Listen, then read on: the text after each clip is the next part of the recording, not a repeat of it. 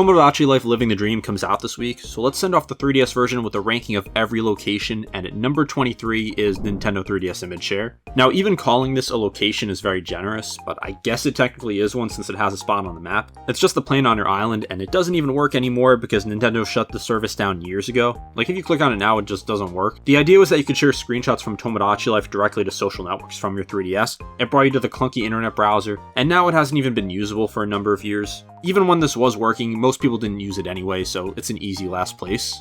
Let me just say something quick before I continue. I'll only be including named locations on the map, so no dreams or anything like that. I'll also be making a ranking of every location in Living the Dream after that comes out, so go ahead and subscribe now so you see when that drops. I played the demo and it was super fun, but since I've played that, I've tried to avoid any leaks or spoilers, so please avoid trying to spoil anything in the comments without a disclaimer. Lastly, these are just my personal rankings, so do keep that in mind. At number 22 is the Import Wear Shop. So this at least had a more interactive concept behind it, which is more than I can say for whatever the last entry was. The idea is that travelers arriving at your island from other people's games bring goods with them, whether it's clothing, foods, hats, and the Import Wear Shop is where you can buy all of it. Stuff that maybe doesn't exist on your island yet, brought in by someone else's Mii who wandered over. There would also be Spot Pass drops from Nintendo, but there are only like 24 different items, so it wasn't really used that much. It's actually a pretty charming idea. Your island gets imports, you buy foreign goods. Your Miis get access to things they couldn't have had otherwise. Kind of reminds me of Animal Crossing, where if you don't have fruit native to your town, you can get it from a friend's town. Since this doesn't just work with Spot Pass and works with StreetPass as well, it technically can still be used if you somehow walk past another 3DS in 2026, or if you've just not checked the shop in a decade like me. The best way I could describe this is, in its prime, it was the Wii U, and now it's the Virtual Boy. Except actually maybe that isn't accurate because the Virtual Boy is back, but anyway, cool idea that I do appreciate, but I barely used it, and now it's nearly impossible to use. And at number 21, we have the Compatibility Tester. So this gives you two ways to analyze relationships between your Miis. In the first mode, you pick two Miis and get a 7-day forecast of how compatible they are across different categories like work, chatting, or leisure. In the second mode, you get a static rating that tells you how compatible two Miis are, and that rating just never changes. It's also worth noting that you can use this for friendships and dating relationships, so either one. The issue is that none of this connects to what your Miis actually do, and ratings are partly random and partly based on personality types, and the game ignores them when doing whatever it wants with your islanders anyway. You could run two Miis through the Compatibility Tester, get a 96% rating, and watch them never speak to each other for the rest of your playthrough, or you get 8% and they end up married with a kid. The tester is not much more accurate than those love testers you see at arcades. It was fun for a little while until I realized it meant about as much as Todd Howard making a promise. Number 20 is the Pawn Shop. So as you would expect, this is where you go to sell stuff. You bring items, they have set prices based on rarity and value, you sell them, you get money. There's no categories to navigate, everything is listed alphabetically. You can't buy anything back once you've sold it, and you cannot negotiate the price, which means it's basically me, Rick Harrison, if he couldn't call his expert and make up his own price he wasn't willing to negotiate. It's just a very one-note location, but it's a note the game actually needs. Over time, you accumulate a massive amount of stuff from minigame prizes, gifts from Miis, treasures from the beach, and a lot of it has no real use. The pawn shop is how you turn that pile of random objects into money you can spend on things that matter. Does it go any deeper than that? No. Is there anything interesting happening here beyond a transaction? Also no. But it opens when you need it, and it does what it promises. This could have been so much higher if you could actually negotiate the price though. Like Rusty's Real Deal Baseball literally had price negotiation with real money on the 3DS, but Tomodachi Life couldn't even have it with virtual money. Number 19, the ranking board. So this is a set of leaderboards that rank your Miis against each other across 10 categories, and some of them are exactly what you'd expect, and some of them are just completely made up. Vitality ranks who's healthiest, popularity ranks who gets along with the most people, boy charm and girl charm ranks who the opposite gender likes most, friendship and romance track relationship activity, and then there's splurge, which is my personal favorite, which ranks who you spent the most money on, and pampered, which tracks who gets the most stuff from you. You get these categories over time as the island develops, and the ranking shifts constantly, but none of it actually affects anything in the game. Not one thing here. The frustrating part is that it almost means something. Like, you would think that high romance ranking would make a Mii more likely to get into a relationship, or splurge would affect how much money they ask for, but no. The board is purely observational. It watches what's happening and reports back, and then just goes back to watching. It's basically a journalist with no audience, and yet you check it anyway, because seeing an unexpected name at the top of a category makes you want to know why. On my island, Johnson Moneybags, who was part of the Moneybags family, which I created as the oligarchs of the island, kept showing up near the top of the popularity ranking, so I guess that was kind of funny. It does change, but it just doesn't really mean much. I am really glad it's there, and I hope it comes back and actually means something in Living the Dream. Number 18 is the Observation Tower. So there's not too much that goes on here, but the event here is called Quirky Questions, which is sort of like a Mad Lib situation where you fill in the blank on a randomly selected question and then ask it to 8 random Miis. They answer based on whether the statement fits them, sometimes with surprise reactions if someone raises their hand for something unexpected. You do 2 rounds per visit, and the whole thing only takes a few minutes. When you put actual efforts into the prompts, it can be pretty funny. The reactions your Miis give, the weird combinations of who agrees with what, the moments where 2 Miis you never connected both respond the same way. What holds it back is that there really isn't anything else here. Quirky Questions is one of my favorite events in the game, don't get me wrong, but besides Miis also being able to confess their love to each other here, which they do at a few other locations, not really much else that goes on here. Number 17, the port. So as you would expect, this is where traveling Miis arrive and depart from your island. There's also a guest book where you can read records, who's ever come through, their name, what island they're from, when they arrived, when they left, and I think we all remember seeing a Mii from that island. You can't really interact with Miis at the port. It just exists to log the arrivals and to happen over at the campground, which means it's infrastructure built to support other infrastructure. If you're the kind of person in 2014 who was always around other 3DS owners and always had your system on, like yours truly, the guest book would fill up with records of Miis from different islands, little snapshots of other people's games passing through yours. It was also super satisfying when you got a StreetPass and had someone arrive at your island. You also have Miis depart from here and get items shipped here. The reason this is fairly low is just because it's really just meant to be a connector to other parts of the game. I really only have it this high because I like the concept and have a lot of good memories of seeing Miis show up on my island. I also do have to mention that you get shipments here of items, so it isn't just travelers. Number 16, Photo Studio. So this is where you set up and take stage photos of your Miis. You pick a backdrop, choose who's in the shot, a pair, a group of up to 9, or the whole island at once. Set everyone's expressions and take the picture. If there's a baby on the island, you also get special options to include them with or without their parents. All your photos and in-game screenshots also get stored here too, so you can look back at everything. It's fun to spend a session in here, getting the right expression on your Mii, building a photo that tells a little story about your island, going through old screenshots and remembering the time. Old Tomodachi Life screenshots hit like the photos at the end of The Hangover because you're not really going to remember how you actually got them, but it is fun to look back on. The reason I don't have it higher is just that nothing really pushes you to go back. You'll probably spend like a half hour in the photo studio, think, I should do this way more, and then never touch this again because nobody asked you to and you don't unlock anything else. It's pretty limited and it feels disconnected from the rest of the game. It's a fun little feature for a bit, but I feel like it could have been better integrated into the game itself. And I would say that Living the Dream is going to have a far more expanded version, but I don't know how much Nintendo is actually restricting the capture mechanic, so we'll just have to see on that. Number 15, the Hat Shop. The Hat Shop sells hats, which I realize sounds obvious, but it's worth pointing out that this is a separate building from the clothing shop that sells exclusively hats, because Nintendo decided hats deserve their own dedicated retail space. And look, there are a lot of hats, including regular hats, costume hats, and hair accessories. Also, I've said hats way too many times. It runs on the same daily special system as the other shops, with new options cycling every day, previously bought items sitting in stock, seasonal stuff showing up based on the real world time of year. What makes hats worth paying attention to is that they layer on top of the outfits rather than replacing them. Your Miis may wear a full outfit from the clothing shop, and then also wear whatever hat you've given them. There's just something kind of funny about a Mii dressed in a nice suit, walking around your island in a frog hat or something. I guess social anxiety doesn't exist here. Truly a low cortisol society. Now it's the same errand as a clothing shop or any other shop just for a smaller category, and hats are a secondary consideration after you figured out what your Mii is wearing. If the hat shop didn't exist and hats were just in the clothing shop, nobody would notice anything was missing. It kind of reminds me of Lids, where if it was its own place instead of in a mall, no one would go. Also, Fortnite doesn't have hats you can buy, so 1 point Tomodachi Life, 0 points Fortnite. And now that I said that, someone's going to comment on this in like 2 years when it gets added. Number 14, the interior shop. So the interior shop is fundamentally the same as the hat shop, except with interiors, obviously. You buy these interiors to customize a Mii's apartment. There's also special interiors you can unlock through various in-game events, and those tend to be more elaborate and significantly more expensive, to the point where affording one feels like an accomplishment. Decorating your Mii's apartment matters more than it should, because you're going to spend a lot of time just looking at these Mii's apartments, and it can get kind of boring when every single one is the same, so having a space theme room or a cozy cabin or a gaming room, which was my favorite, just does a lot to add some more variety here. The only problem is that these just function more as wallpaper. Like, it's not like they unlock special things they can do if you get them a certain interior. I think that would have been really cool, but I also get why they didn't have it. Nothing changes when you redecorate, and no Mii gets happier because of that specific interior.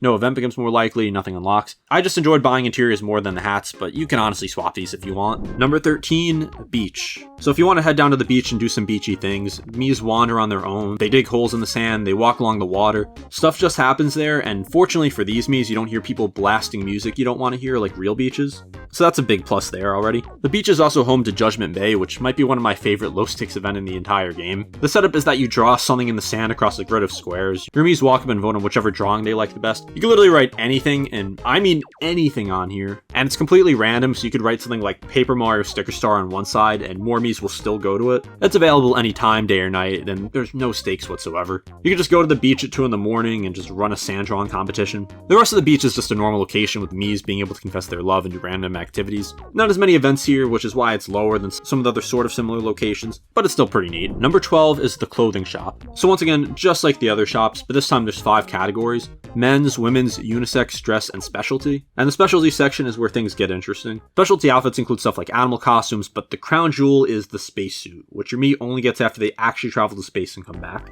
Having a Mii return from orbit, put on the spacesuit, and then just wearing it around the island definitely for the rest of your playthrough is just one of the great joys of this game. Checking the clothing shop every day becomes way more addicting than most of the other shops because clothes are the thing you notice most. You start developing opinions about what works best on specific Miis, and of course this is pretty much the most fundamental way to customize your Miis after you actually create them. And number 11 is the food mart. So this actually may be a controversial pick, but I think this is the best shop in the game. On the surface, it's where you buy food to feed your Miis, and they don't even need the food to survive technically, but it will earn you XP. But what the food mart is actually building underneath all that is a preference system that makes each of your Miis feel like a real individual, because every Mii has foods they love, foods they tolerate, foods they're fine with, foods they hate, one all-time favorite and one worst nightmare. And the only way to find out which is to actually feed them foods and find out what happens. When you hit a Mii's favorite food for the first time, they go completely unhinged. They jump around, the music changes, they make a face like Arlo if you saw a 1,000-Year Door sequel announced. When you hit the worst food, they react like Arlo when Paper Mario Color Splash was announced. Is it dramatic and absurd? Yes, but I mean this is Tomodachi Life we're talking about. The food mart refreshes 5 new daily specials every day, picking from items you haven't bought yet, so the early game is this constant drip of new things to try and new reactions to discover. Am I crazy for liking this better than the clothes shop? I don't know, that's up to some random YouTube commenter to decide who has self-appointed authority on this matter. I just want to say I know I've went over all the shops, and I know some people might have them pretty high. The reason I don't have them higher is just because when I think of Tomodachi Life, I think of just the events and different stuff going on in the different locations. And don't get me wrong, I like the shops here, but I feel like there's just more going on in the other places.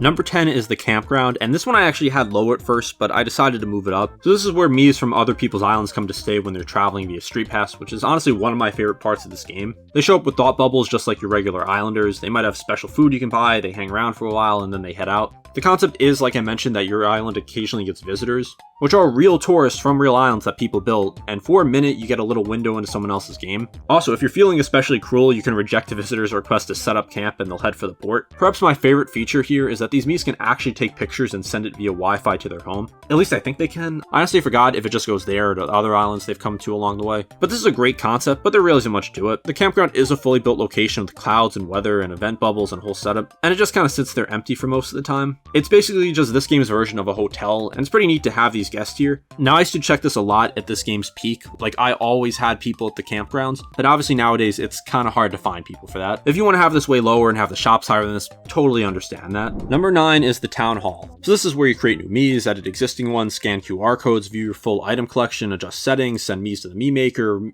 make or read QR codes, and manage basically everything that happens before and behind the main game. Now, it's not glamorous, it's not where the fun memories happen, but it is where you go to shape the island, and shaping the island is the whole game. The QR system pushes this up a little bit for me because scanning QR codes was how I got a lot of people on my island. There were just whole databases online of Miis people had made of celebrities, video game characters, fictional people, pretty much anything. I remember going through a phase where I wanted all these Smash characters in, like Mart moved in, Ness moved in, Shaquille O'Neal moved in. You moved in, I'm talking to you, Joe. It was kind of hard to rank this because it's not going to be as fun or as creative as most of the ones that came before it, but it's just so central to the game that I decided to put it fairly high up. And I just want to say, especially as we get higher into the list, this is where it gets even more subjective and my own personal biases are really going to be taken into account. So if you want your own opinion validated, this may not be the part of the video for you. Number 8, and this is one I kind of went back and forth on, it's Mii Homes. So besides sounding like Mr. Krabs' real estate business, this is where two Miis would go when they got married. But the thing is, it's not a replacement of their apartment, it's just an addition. And that means that a married Mii now has 2 places to be, and you have 2 places to find them. Sort of like Dexter, if you know, you know. The house has a living room, a kitchen, and a dining area, and a bedroom, and you can visit to watch your Miis going about domestic life, watching TV, eating dinner, sleeping, talking. If they have a child, the kid lives in the house too, and you could watch the whole household operating as a unit. Children stay up until they grow up, at which point you make a decision. You either become a new islander and move into their own apartment and join the cast of your island, or they head out into the world on their own and you never see them again. And just think about it, pretty much all the Miis that you sent out are probably just stuck on someone's port somewhere because they haven't opened this game in like 9 years, maybe even longer at this point. So you know what, that's kind of sad.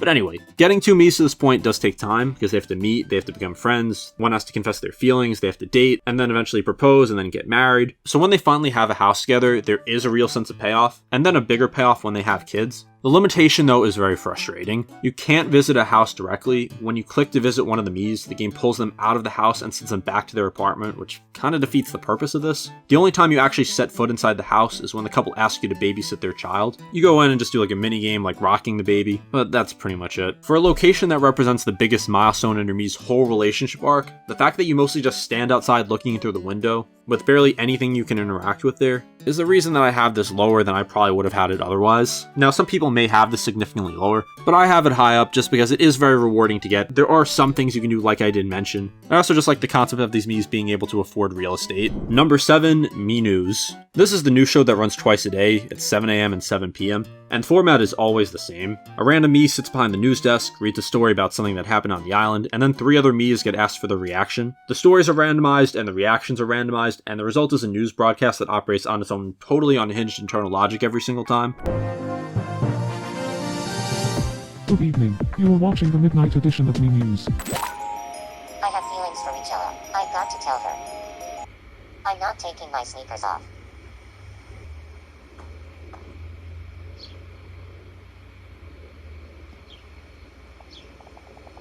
So, what do you think? You also may remember Bill Trinan also hosting this once when Nintendo Directs actually had personality. Now, Nintendo wasn't necessarily better at that time, but I do really miss that era. Anyway, tangent aside, what makes it great is just how random it is. The news doesn't just say 2 Miis argued, it'll say something like, Johnson Moneybags was spotted at the beach alone at 3 a.m. staring at the ocean, and then they cut to Reginald Moneybags for his reaction, and Reginald says something about subscribing to Domainy. This news is basically about as credible as that news channel you don't like, you know, the one with 3 letters, and somehow it makes the island feel more alive than almost anything else the game does, because it treats your Miis like they have inner lives happening completely outside of your attention. The news also announces actual events, when new areas of the island unlock, when couples get together, when babies are born, so it works as both absurdist entertainment and an actual way to stay informed. One thing I actually didn't realize though is that the game will store 50 news items and delete older ones when it fills up, but you can lock specific broadcasts to keep them forever. Number 6, the Fountain. Every day and night, all your islanders are forced to gather the fountain and chip in money, which is just taxation, and nobody in the game seems to have a problem with it. I wonder what the United States would be if the Founding Fathers were as willing to give up money as these Miis. You show up, you collect whatever they put in, and depending on how many Miis are on your island, it can add up to a decent amount over time. It's free money for doing nothing, which is a system I fully support, and which Nintendo apparently also endorses given how many limited edition plastic accessories they've sold for more money than should be legal. But the Fountain also has 2 actual events that push it up the rankings.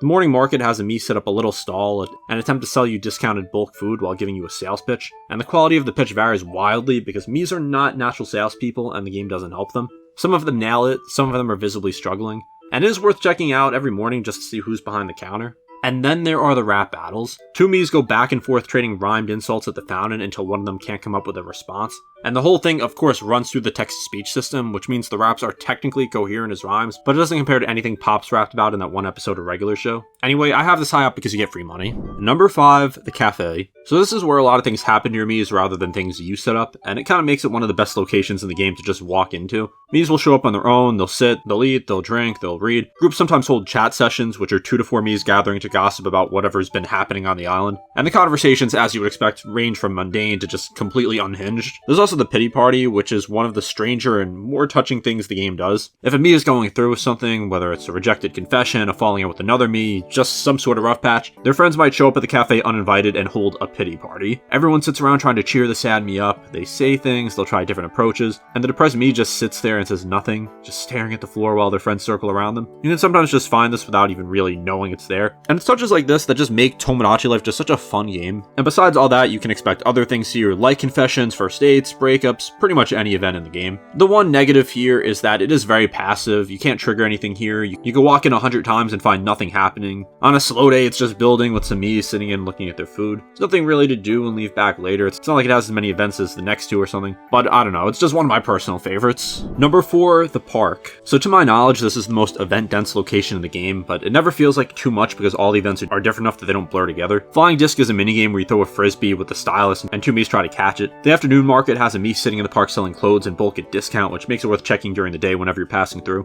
The barbecue is 4 Miis eating together around a barbecue, as you would expect, and while they eat, smoke drifts towards their faces, and if you blow into the 3DS microphone, you could push it away. Usually when I was in public and didn't want to seem like a weirdo blowing into my 3DS, I just would not do that, and then the Miis would just get covered in the smoke. There's also the photo shoot event where a Mii takes your photo using the actual 3DS camera, and I'll let you imagine how that went when a bunch of 11-year-olds had access to it. But the park is also where marriage proposals happen, which is what makes it special. Getting a Mii to propose is a whole process, and when it happens, it is one of the biggest moments in the game. And with all the things that you could do at the park, I think this is easily a top 4 location, maybe even top 3, but I go back and forth on if I like this or number 3, which is the park that has more amusement. So the amusement park runs 3 events. The magic show, which happens between 10 and 11 a.m., which is a Mii dressed in full magician gear performing tricks for the audience. It actually is interactive. You wave your hands on the touchscreen to make the illusions work. It's silly, but it was a lot of fun. There's the night market, which runs from 5 to 9 p.m., where a Mii sells mystery bags for $50 each. And each bag has 3 random items inside, so $50 and you can get almost nothing for it, so basically gambling. I don't know how many mystery bags I bought in this, but I'm glad I bought more mystery bags here instead of real life. Actually, I shouldn't even say that because I've bought so many of those Lego mystery bags, but anyway, Mii's also come to the amusement park to confess their feelings like the other locations, but it happens on the Ferris wheel, which makes it even better. And honestly, I could probably swap this with 4, but one of the reasons I have this so high is because Tomodachi Quest, which is the RPG minigame, it's available once per day for a small price, where 4 of your Miis team up and fight through a map battling bosses that are just giant versions of in-game items. Win the fight and get the item the boss was based on. It's not a super in-depth RPG. When I was looking this up again just to make sure I got all the details right, I didn't realize how many people dislike this, but I don't know, it was just a fun game.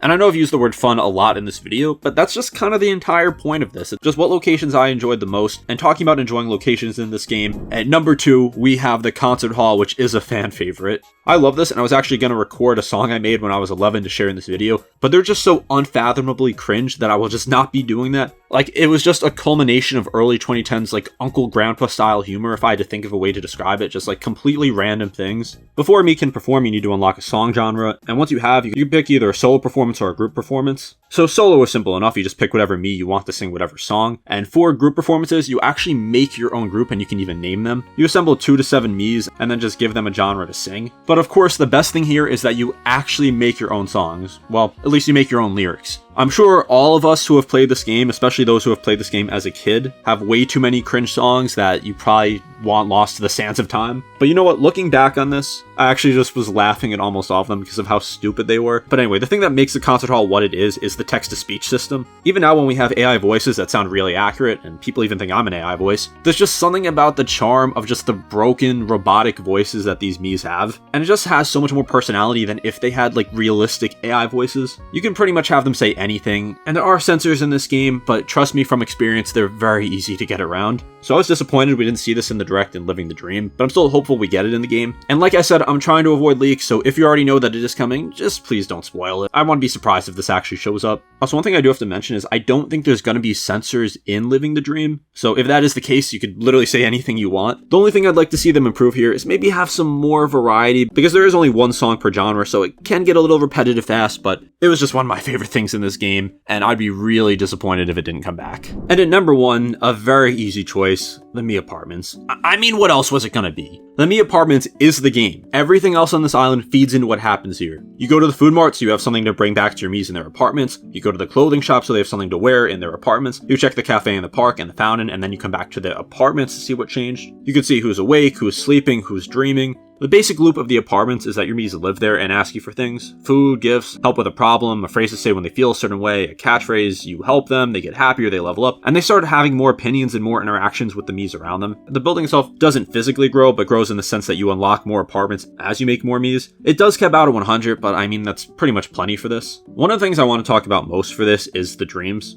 When Miis fall asleep, you can walk into the room and step into whatever they're dreaming, and Tomodachi Life's dream sequences are some of the strangest things Nintendo's ever put together. Your Mii might fall out of a sky into a cheeseburger, or they might encounter a version of themselves in the mirror that moves slightly wrong. They might need rescuing, and the hero who shows up is another Mii from your island. I don't know who came up with this, but all I'm going to say is they were probably on something, because I don't know how any sober person comes up with these ideas. You could also draw on sleeping Mii's faces at night, so you could do your best impression of a sleepover. In my Mii apartment building, I basically pulled a Smash Ultimate 4 years before Smash Ultimate, because everyone was here. Like I mentioned, I just made a ridiculous amount of Miis, just from all different categories, whether it was my made-up characters, Smash characters, real-life people, real-life friends. Like every other location on this island serves a purpose, but this location serves the entire purpose of the game, and it'll be interesting to see what the difference is with having different houses rather than one big apartment building. But you know what? I'm really looking forward to living the dream. This is a game I've wanted a sequel to for probably 9 years now since the Switch came out. It's just a very chill, low-stress game. And while it's not a super immersive sim or anything, it just has so much personality, and there's just something so addicting about it. It's not Pokemon Pokopia, it's not Animal Crossing, it's just its own completely different thing, and I'm really excited to see what Nintendo does on the Switch. Now, like I said earlier in the video, subscribe if you want to see me rank all the locations in Living the Dream, and also I have a ton of other videos you'll probably enjoy if you like this. Also, come join my Discord and talk about Tomodachi Life more, because if you made it to the end of this video, I can almost guarantee you love Tomodachi Life. Anyway, thank you for watching, and I'll see you next time.